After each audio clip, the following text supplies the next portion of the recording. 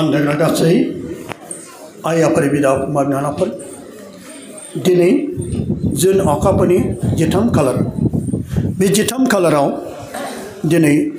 गोबां सुबुंफोरनि गेजेराव जेरै बेहाय हिन्दु ख्रिस्टान बाप्टिस्ट लुथारेन ब्रह्म बाथौ जिखि धोरोमनि मानसि सुबुं फैया माने जों सासे इसोरनि फिसा जानायलाय दिनै जों बे समाव अखाफोर दानफ्रामबो जों बे दिनै 13 थारिखआव जों दिनै बे जायगायाव जुननि बे अखाफोराव जोङो दा आंनि सिगाङाव अन्दायग्रा जाय बाजै दं बेखौ आं दिनै सोंग्रोनोसै आरो बे माबायदि गावनि जिउआव मोन्दांथि बेखौ फंनैसो जोंनि गेजेराव बेखौ होनानै खेंफोरथि एबा टेस्टिमनि होनानै बियो आगान नाथाय टेस्टिमनिखौ खायसे सैतानजों दैदेनजायोब्ला बियो नायनो हाया टेस्टिमनिखौ सैताना गिनाय मोनो टेस्टिमनिखौ सैताना बिराद गियो माने टेस्टिमनि माने साखि होनायजों इसोरखौ बाख्नायनाय इसोरनि थार अननायखौ मिथिनाय बेखौ इउटुबफ्रावबो भिडिअफ्रावबो नायनो खायसे खायसे सैतानफ्रा बादा होयो आरो गिनाय मोनो आरो एरखेयो नंखाय सानो दा अन्दायग्राफोर जोंनि गेजेराव जाय बाजैया गसंना दं आं बिनाव सोंनोसै आं ओरै फैयो नोङो आं सोंनोसै नों मा नाम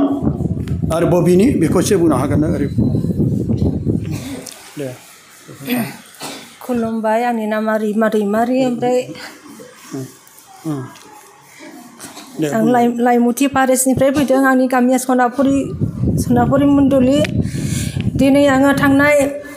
सेप्तेम्बर मासावहाय आंनि माइ गायनायावहाय सोमखोर जाबायमोन माइया बे समावहाय आं माइनि हाग्रा फुनो थांदोंमोन माइनि हाग्रा फुनो थांनायावहाय बे माइया गोफार जानानै थुदों बिखायाव थुदोंमोन ओमफ्राय थुनायजों लोगोसे बेवहायबो एसे गाराय जानायजों लोगोसे ओमफ्राय नै बेवहाय जाजोब्बाय बेफोराव जाबाय बेनिफ्राय बेफोरो बोरै गाखो आं जेबो मिन्थियासै बेनिफ्राय दाना बारायाव बारा जाबाय बे बिखा गासैबो ओरैहाय जालांजोब्बाय बे अनजाग्रा आं गासैनि सिगाङावबो बुंनोसै बे आहार गेजेर गासैबो जाजोब्बाय जाख्लाबलांजोब्बाय खुरु बायदि जालांबाय गोमोदै ओंखारबाय गोमोदै ओंखारनानै बे बिखुं गेजेरावबो फुरा जाजोब्बाय आं गस्लाबो गाननो हाला दख'नाबो गाननो हाला आथाया जिरि जाजोब्बाय बिनिफ्राय आरो बिदिनो बिथिं गस्लाबो आं मारिनो हाला ओरै गानबा आरो हालांलांदोंसै दोननायाव आङो मलम लायो डाक्टरा मुलि हरो बेखौ जायो अब्लाबो आं सोखानायखौ मोनाखै ओमफ्राय बिदिनो खय बोसोर जाखामोन बेबायदि जानाया खय बोसोर माने थांनाय बोसोर सेप्तेम्बर मासनिफ्राय जादों आरो थांनाय सेप्तेम्बर मासनिफ्राय जादों माने दैज्लां बोथोराव नों माइ गायदोंमोन माइ गायदों बे माइ गायनायाव गना नोंनि बिखायाव हाबनाय बायदि एसे हाबदोंमोन माइ बिजौआ हाबदोंमोन खोमा बेनो बिदि जालांबाय बिनि उनावहाय आं दाना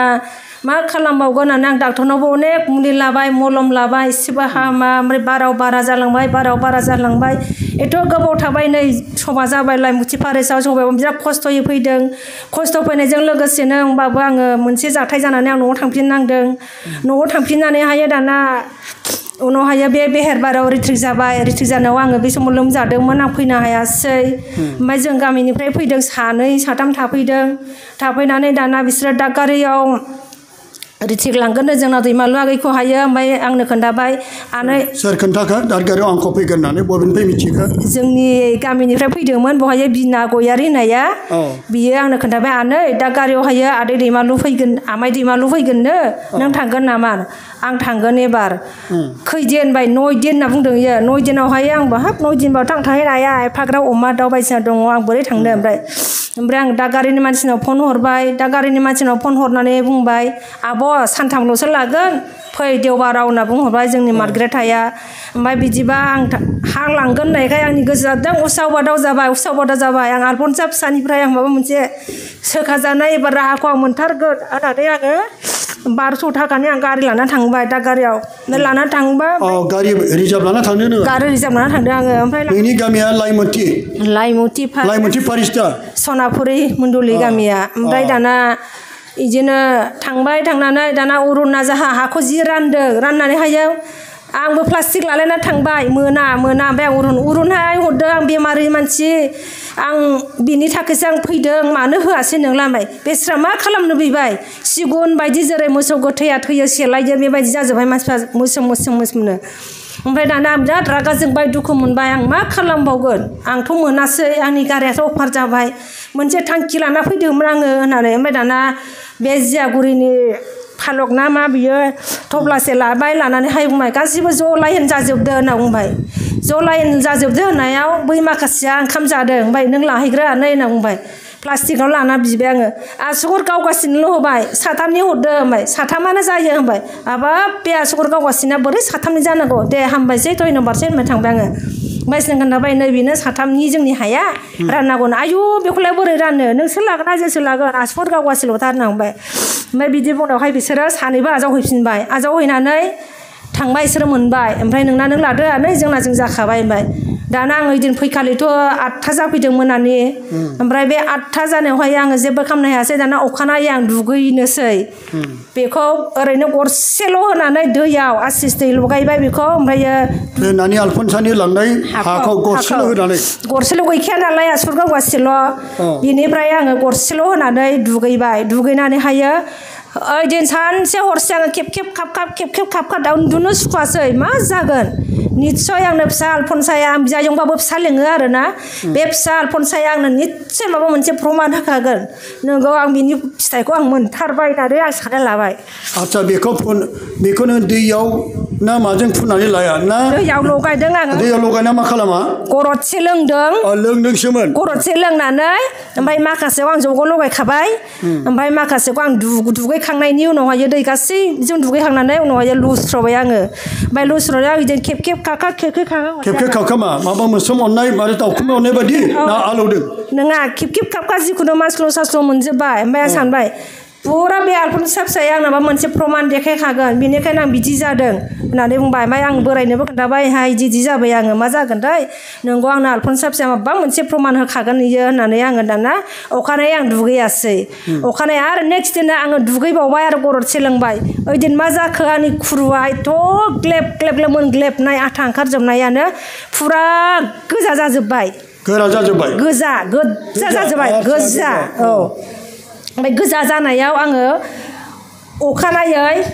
पाउलुस गान्दा होनो जोङो बेनो खोन्थाहरबाय नैहाय आदै इदि जाबाय माब्रै जाखो आं भिडिअ खालामसै मादै आं भिडिअ खालामसै बाय नाङा मालाबा मा प्रमान देखायदो आं दा नोङो आंनो भिडिअ खालामथ'वा र' होनना बुंबाय दाना आरो बेलासियाव अखानायै दुगैबावबाय आङो गरदसे लोङो दे आङो बेखौनो गरसेल' होनो गैखाया नालाय बुस्थुआ ओमफ्राय दाना दुगैबाय लोंबावबाय दाना मा जालाखो हराव फुरा गोसोम जाजोब्बाय बे खुरुआ आथायाथ' गैखाला ओमफ्राय गोसोम जाजोबनानै दाना मा जाबावगोन दाना गोसोम जाबाय आरो अखानायैहाय आङो महरा मोनथाम जादों आंनिया बेनिफ्राय आरो अखानायैहाय आङो दुगैबावबाय लोंबावबाय लोंखांनायनि उनाव मा जाखो दाना हरावनो फुरा गुस्लायजोबना थाबाय गुस्लायजोबबाय फोरलाब फोथाब स्रि गिजा जेरै जिबा फोरलाब फोथाब जायो थिग बेबायदिनो जाजोब्बाय बेबायदि जानायजों लोगोसे आङो आरो हौवानो खोन्थाबाय नै आंहा मा जाबावखो दे नों हामखासिगोन ओरैबाबो जेबो नोंहा हामखागोन नोंखौ मोनसे प्रमान देखायदों होनबाय जोंना बोराया ओमफ्राय बिदि बुंनायावहाय आङो थाबाय आरो अखानायै दुगैबा खननै दुगैबा अखानायै मा जाखो बे गुरलाब गुथाबानो स्र'जों अबाव गुस्लानाय अबाव मानाय जानाय गोदोना माइन थांबाय नै दिनै अनजाग्रा आंनि लोगोफोर फैनानै नुजाफैनो हानाय गासिबो सिगांनि मोदोमा जेरै जादों बिदिनो जाबाय नाथाय मुलि जायोबा दागि थायो नाथाय आंना मोनसेबो दागि थायाखै बे बिखुङावबो दागि गैया बेवबो दागि गैया बेनिखायनो आं सानो जोंनि फिसा आलफनसाया बोसोरनैसोनि उनावहाय रमाव सहैनानै दिग्लार होजागोन आरो आलफनसा फिसाया दिनै थैयामोनबा थैनायजों लोगोसे बिनि हायाबो दिनै साफ्रोम सुबुंखौबो सोखाबाय आरो जोंखौबो दिनै सोखाबाय बेबायदिनो गासै सुबुं माहारिनि बेमार आजारखौ बियो सोखागोन बिनि हाखौनो बयबो फोथाय मानसिफ्रा जिखि बुङा जिखि थाया बिखौ फोथाय आरो बियो सानसेबाबो फबा बेखौ रमाव दिग्लार होगोन आरो बिनि हाखौ लांनानै बयबो आलाय सिलाय दाखालाम नाथाय बुरजा नङा फोथायनाय लोंबा गरसेजोंबाबो जाखायो बेनिखायनो बुरजा मोनलांबाबो हामगौ इसिबां मोनलांबा हामगौ बिदि दासान गरनै गरथामबाबो जागोन नाथाय गावनि फोथायनायजोंसो आं दिनै मोनसे गिदिर सोखाजानाय मोनबाय सोमोनांथाव खामानिखौ आं मावनो जोंनि आलफनसा बिजावजाङा आंनि सोमोनांथाव खामानिखौ मावबाय बेनिखायनो हाजासे हामबाय होयो आंनि दैमालु बिबोनां आगैखौबो आरो बिनि न'खरनि गासैखौबो बिदिनो अराय सम बेबायदिनो मावनानै जाहाथे बेबायदिनो इसोरनि खामानि मावनानै बेबायदिनो सोलिलांनो हानाय आरो सुबुं माहारि संसारनि मानसिफोरखौ सोखानो हानाय आरो गोसो फोथायनानै लैहोर लैहोर फैनानै बेयाव बाहागो लाफैबाय थानो हागोन होननानै आं मिजिंथियो आं दिनै मा बुंबावनो आं बुंनि अन्दागाफोर दा जोङो जाय बिथांजोनिफ्राय गोजान जायगानिफ्राय चिरां डिस्ट्रिक्टनिफ्राय फैदों आरो बे लाइमुथि पारिसनि गोदान पारिस आरो बिथांजोआ गोबाव बोसोर गावनि आबाद मावनाय माइ गायनायाव गंनानै जेरै माइ गायो लोगो लोगो बे गनाव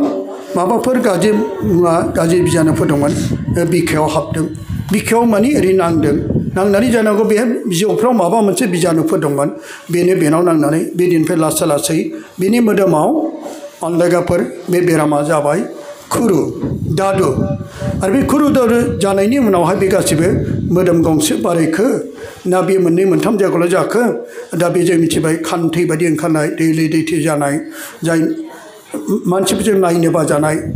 बिदिनो मुगै जानाय गोबां मानसिफ्राबो नुबायमोन खोमा आदसा